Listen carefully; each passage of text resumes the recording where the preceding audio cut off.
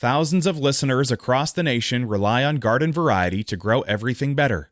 And we rely on listener support to sustain our little garden of knowledge. You can help Garden Variety flourish with a gift today. Donate now at ipr.org/donate. This is Garden Variety, a horticulture podcast from Iowa Public Radio and Iowa State University Extension and Outreach. I'm Charity Nebbe. Farmers who use cover crops on their fields see all kinds of benefits: improvements in soil health and fertility, reductions in runoff and erosion, and they can even help with weed control. Home gardeners can also harness the power of cover crops, and Dan Filius, Iowa State University Extension horticulture specialist, is here to tell us how. Hello, Dan. Hello, Charity.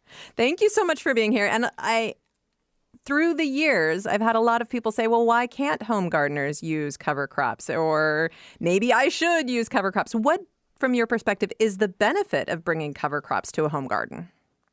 Well, having living tissue, living plants on the garden the whole year increases soil health, decreases erosion, captures nutrients so that they are being taken up by these plants that are there in the off season or in between plantings during the growing season, so that they're not leaching away or running off. I mean, those are just a few of them, but weed control, many others, all the ones you listed earlier. What are the challenges to pulling this off? Yeah.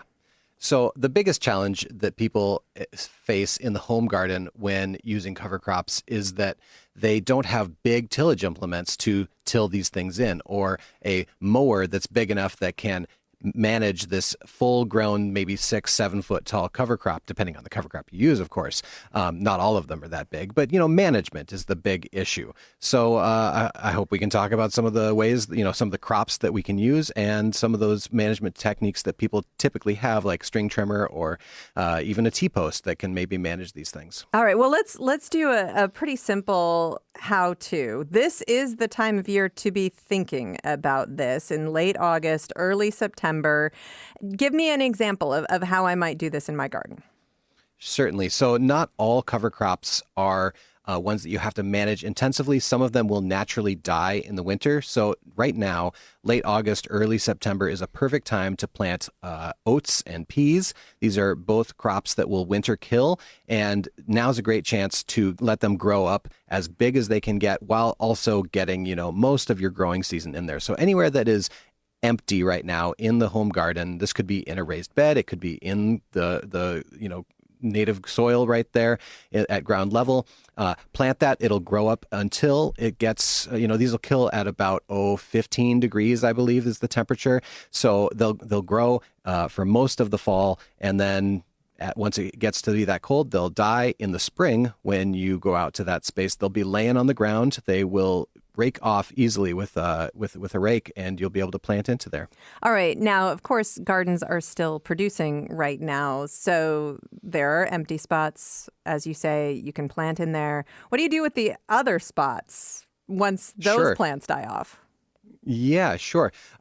You could go in later than now, and there are hardier crops than that might survive the winter. Winter rye is one that you can plant, and it'll germinate down to, I believe, 34 degrees Fahrenheit, and it'll hang out there, grow roots, and then you may not see much of it over the winter, but in the spring it will take off, and it's better to plant it late in the fall than it is in the spring generally, because when it does a lot of that prime growing in the spring, the ground is too wet for you to really get in there and do much work. So it can take over, or it can take off, I should say, in that 2 to 3 weeks when it's marginal to actually get in the garden and do any work. But it's going to be taking advantage of that time.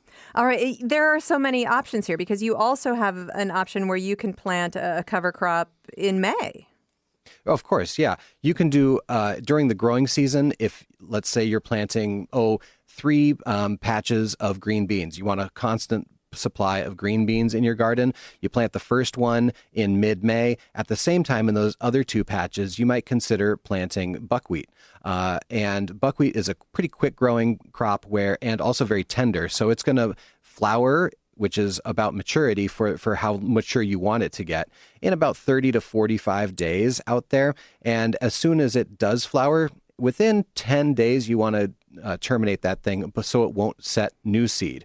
Now, if it does set new seed, buckwheat's a pretty weak-rooted plant and pretty tender thing, so it's not the worst weed to have. But to avoid having that weed, about 10 days after it starts flowering, you terminate it. But in those 10 days, it's going to provide amazing forage for bees and other pollinators out there. And sorry, go ahead. No, you mentioned termination, which is Yes. a key part of dealing with cover crops. Now, the first, talking about oats and peas, planting this time of year, early September, they will winter kill, so you don't have to worry about termination. But some of these crops, you have to kill yourself, right? Exactly. So we were talking buckwheat. I was talking about how tender it is, how easy it is to kill. This is one that once it starts flowering, you can just take your string trimmer out there and mow it off with that trimmer at just above ground level, and it'll lay down. And the tops will lay down on the ground there. It'll provide some sort of cover, or you could just take it and put it on a compost pile or use it as mulch elsewhere. But it is not going to come back after you string trim it off just above ground level. So that one's really easy. And I had mentioned winter rye earlier. This is also known as cereal rye. Winter rye just because it persists over the winter. There is another crop called annual rye, and that ends up looking more like a lawn grass, but that does not persist over the winter. But cereal rye, winter rye does. In the spring, it grows big, can get to 6-7 feet tall. But what do you do with this? Because it can be a bear, even on a large scale. So a lot of people are now trying to crimp this, and so I mentioned a T-post for control earlier, and I won't. I'll just dig right into that. You take a rope connected to each end of the T-post, so you can hold some taut, these ropes taut, while you have the T-post under your foot, and when you've got a full-grown rye crop that is just starting to flower, before it is actually pollinated, it's starting to shed pollen. You take that and you can rock back and forth and crimp with just your body weight on that T-post, pushing down on the rye. It just lays it down and crimps the stalk, which terminates it. Now, you get better results with a tractor, and so an additional step is nice if you have some sort of ground cloth or silage tarp or even organic mulch that you can lay down on top of that that rye for a couple weeks. It will effectively kill it. It'll turn brown, and you'll have a barrier there to prevent weeds from growing and to prevent heavy rains from washing away your soil. All right, and there are a lot of plants that if you just bend it, if you crimp it, it's not going to terminate it. But correct. With rye, you're saying that if you can crimp the stem hard enough, that's what you need to do. And so if you do... But it's the timing, though, that is key. It has to be starting to pollinate, because if you do it before then, it's just going to stand right back up. But it needs to be almost through its life cycle, and that's the key. And with this T-post, I still need a little more description here, Dan. So you're standing on it, you're rocking, you're crimping the stems of what you have bent over, and then do you have to move 6 inches and do it again? Exactly. Just move. Yeah, exactly. You're not just like the bird that keeps like that you pecks, that old tool, that old toy, I should say. No, you're sort of doing like a child galloping, and that down the way, so you do sort of move 6 inches or a foot forward each time, and you crimp progressively down the bed. And I tried it for the first time this year. I'd seen people doing this on small scale farms for years, and I thought I'm going to try it out, and it's intuitive, and it works way better than I thought it ever would. I planted pumpkins into there this year, and it just I don't have any weeds in that section. I'm very pleased. Wow, that sounds amazing. And of course, we have focused really on the organic approach to cover crops in this conversation. You are an organic gardener, and I think a lot of people who want to embrace cover crops in their gardens probably want to take the organic approach. How do you decide what cover crops you want to try? I mean, we just walked through a whole bunch of options, Dan. Mm-hmm. I mean, first, thinking about how you're going to manage it is really the key. Do you have any of these tools, or do you want exclusively things that are going to winter kill? Do you have open space in your garden in the growing season or in the cool season, or cold season, that is. Do you want them to fix nitrogen, like legumes, clovers, things like that will fix nitrogen? Define that for me a little bit. What does it mean when something fixes nitrogen? Yeah, sorry. So beans, peas, legumes, these make relationships with bacterium in their roots, and those take nitrogen from the atmosphere and put nitrogen into the plant. And then when you incorporate that plant, it releases that nitrogen to the soil, feeding the crop after it. So this is, green manures is another name for these. But not all cover crops do that.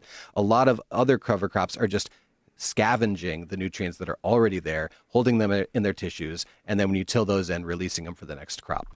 So thinking about that, and when you do use one of those nitrogen fixers, you'll need to, if you haven't grown legumes in the past, it's a good idea to inoculate those seeds when you are seeding. And a good, reputable seed house is those inoculum. It will know which ones are appropriate for which crops you're using, because there are a few different types of inoculum. All right.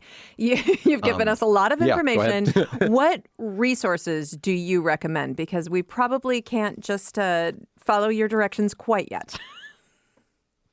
No, yeah, and I even refer back to some of these tools. Iowa State, Aaron put together an amazing article along with Dr. Ajay Nair, who listeners will know for sure, put on the Yard and Garden website, has a really great tutorial talking about the T-post method, talking about all the different types of cover crops that winter kill and ways to terminate them. So look on the Yard and Garden site for this latest cover crop article that came out in April. And then there's also the Midwest Cover Crops Council, which has a row crop tool, but that one is really handy. I go there because you type in, what you want your crop to do, and a handy dandy calendar pops up and it tells you this is the window of time for establishing this crop. These are some marginal shoulder seasons for it, and then you can click on the crop and it tells you all about the biology of the crop and ways to terminate it, and how many, say for the legumes, how many pounds of nitrogen you might expect to introduce into your field with using this crop. It's a fabulous tool. And with the increasing popularity of cover crops, is it easier to get seeds now? Will people be able to find these crops? Oh, definitely, yeah. These you can get them in small quantities online, or there's some bigger, places around. And even the local co-op, if you're near one of those, will have seeds for many of these things. Dan Filius, Iowa State University Extension horticulture specialist. For more gardening information and tips, please subscribe to our Garden Variety newsletter. Find out more at iowapublicradio.org/garden. I'm Charity Nebbe.